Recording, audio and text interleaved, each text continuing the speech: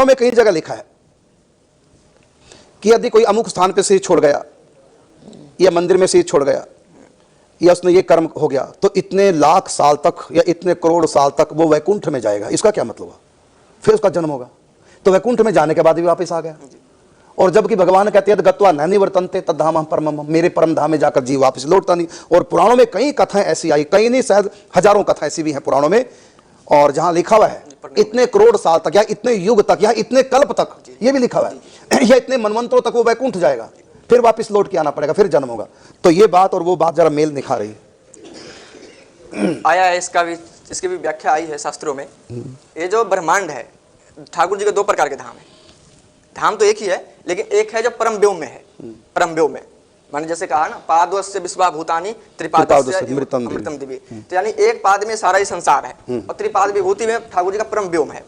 तो वो जो धाम है वो नित्य धाम है, तो वहां जो पहुंच गया उसका पुनरावर्तन नहीं होता है। लेकिन जो ब्रह्मांड के अंदर ही है, जो ब्रह्मांड के अंदर ही, जैसे ब्रह्मलोक है, ब्रह्मलोक के ऊपर वैकुंठ भी है और कैलाश भी है, सदाशिव। तो माया के अंदर भी वैकुंठ है और माया के उस पार भी, वो महावैकुंठ है, ये वैकुंठ है। ये ब्रह्मांड के अंदर है और वो महावैकुंठ ब्रह्मांड से बाहर। ये व्योम में है, वो पर व्योम में है।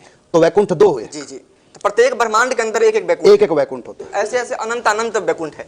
लेकिन जो अनंत ब्रह्मांड है, हर ब्रह्मांड में अनंत वैकुंठ है। तो ये जो वैकुंठ होता है, इस वैकुंठ जैसे मान लीजिए कोई मर गया और उसके मुख में तुलसी दल डाल दिए, तो अब लोग तो संत लोग तो जन्म जन्म मुनि जतन कराई और अंत राम का आवत नाई, तो उस राम की जो प्राप्ति हो तो वैकुंठ है, यानी परम व्योम की प्राप्ति है, जिसको परम धाम की प्राप्ति, क्योंकि उनका लक्ष्य है जो हमको उस वैकुंठ में जाना जहाँ से पुनरावृत्ति ना हो।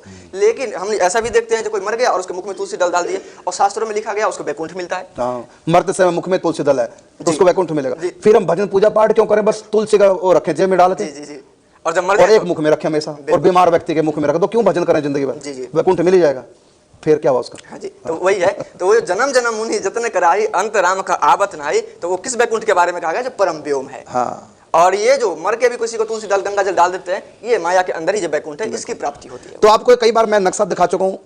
तो इस ब्रह्मांड के अंदर, माया के अंदर, काल की सीमा के अंदर जो वैकुंठ है, तो मरते समय किसी के मुख में अगर तुलसी दल डाल दिया, गंगा जल डाल दिया, तो इस वैकुंठ में जाएगा, न कि परव्योम में। वो भी जन्म मन से मुक्त नहीं होगा, लेकिन कुछ कल्प तक, कुछ मनवंतर तक, कुछ युगों तक वो इसी वैकुंठ में, इसी ब्रह्मांड के अंदर जो वैकुंठ है उसमें जाएगा। उसके बाद जब नई सृष्टि की रचना होगी तब उसको जन्म लेना पड़ेगा, या फिर जो पुराणों में लिखा हुआ है कि इतने कल्प तक या इतने मनवंतर तक या इतने युगों तक या इतने कोटि वर्षों तक वो वैकुंठ में जाएगा। तो उतना समय जब पूरा हो जाएगा फिर उसको वापिस जन्म लेना पड़ेगा। लेकिन वो जो जन्म है वो भगत के घर में होगा और वो उसका अंतिम जन्म होगा। बचपन से भक्ति करके अंत में भगवत प्राप्ति सदा के लिए कर लेगा। तो दो प्रकार से हमको धाम की प्राप्ति होती है, एक अपने भावना से, अपने कर्म से, अपनी भक्ति से, और एक हम भगत नहीं है, मरने जा रहे हैं, अचानक किसने मुख में गंगा जल दे दिया या कोई भक्त संत सामने खड़ा हो गया आकर के, तो यमदूत ले जा ही नहीं सकते, वैकुंठ जाएगा। लेकिन वहां भी वो वैकुंठ, कौन सा वैकुंठ? इसी ब्रह्मांड के अंदर, इसी काल के अंदर, इसी माया के अंदर जो वैकुंठ है, इसी ब्रह्मांड के अंदर जो वैकुंठ है, तो उस वैकुंठ में वो जाएगा और अपना काल पूरा करके भगवान नारायण के साथ फिर वापस उसका जन्म होगा। चाहे इसी उसमें हो जाए, चाहे अगली सृष्टि में हो जाए, एक जन्म लेना पड़ेगा उसको। फिर वो अपनी भक्ति भावना से भगवान के धाम में जाएगा। तो दो प्रकार से उद्धार, एक अपनी इच्छा से, अपनी भक्ति से उद्धार, एक दूसरे की भक्ति से भी हमारा उद्धार हो जाता है।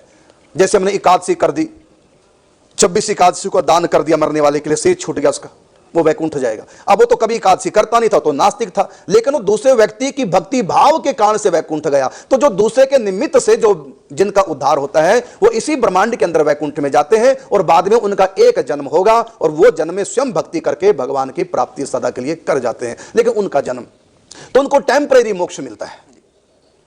दूसरे के कारण से जिनका उद्धार होता है उनको टेम्परेरी मोक्ष मिलता है, और अपनी भक्ति भावना से जिनका कल्याण होता है उनको परमानेंटली मोक्ष मिलता है। तो टेम्परेरी मोक्ष कहां है? इसी ब्रह्मांड के अंदर, उसको धाम कहते हैं, और उस पार जो माया के है उसको परम धाम कहते हैं।